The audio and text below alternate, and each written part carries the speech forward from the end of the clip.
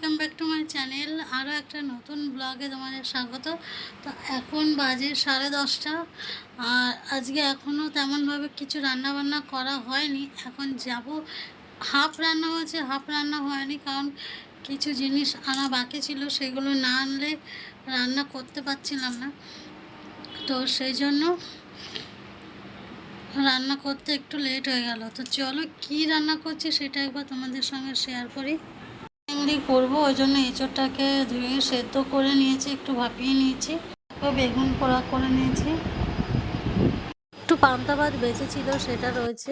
এখানে এঁচোড় চিংড়ির জন্য মশলা করে নিয়েছি, চিংড়ি মাছটা ভেজে নিয়েছি। ডাল তো প্রতিদিনই আমাদের হয়, আর এই 3টে শসা বেঁচেছিল। আনতে গেছিলো আর এঁচোড়ে কিছু কম হয়ে যাবে, তো সেই জন্য কিছু এঁচোড় আনতে গেছিলো রাত্রে, যাতে একবারে রান্না করলে রাত্রিটাও হতে পারে, আমরা দুপুরবেলা খাবো আর রাত্রিবেলাটা যাতে হয়। তো সেই জন্য একটু বেশি করে আবার আনতে গেছিলো, তো সেটাকে আবার আলাদা করে সেদ্ধ করতে হবে। আমি কিছুটা সেদ্ধ করে নিয়েছি, মানে ভাপিয়ে নিয়েছি, আবার কিছুটা আবার ভাপাতে হবে, কারণ আগে বলেনি যে এঁচোড় আনবে, শুধু বলেছি চিংড়ি মাছটা নিয়ে চলে আসে, চিংড়ি মাছ দিয়ে এঁচোড় দিয়ে করবো আজকে।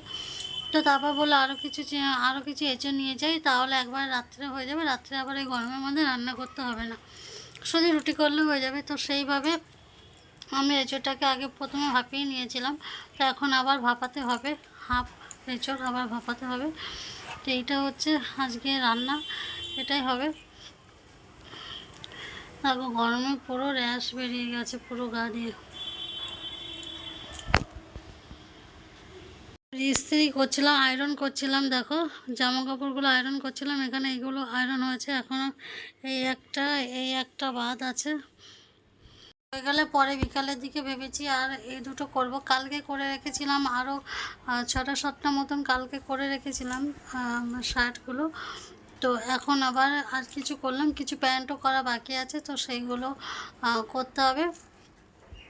তো এখন বাজে পুরো 10:30 বাজে। আজকে এখনও খাইনি, কারণ পান্তা ভাতগুলো খেতে হয়, পান্তা ভাতগুলো খেলে না সত্যি ভীষণ ভালো লাগে। এই গরমের মধ্যে যা গরম পড়েছে, পান্তা ভাত মানে দুবেলা খেতে পারলেই মানে ভালো, এমন অবস্থা।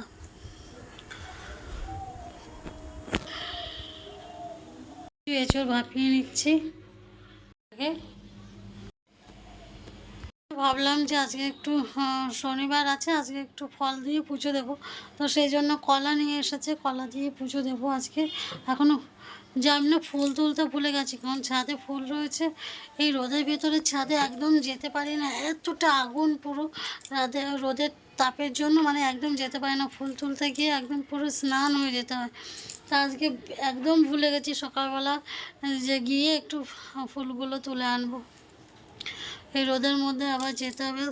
ঠিক আছে, স্নান করার আগে যাব, স্নান করার আগে গিয়ে একবারে ফুলটা তুলে নিয়ে আসবো।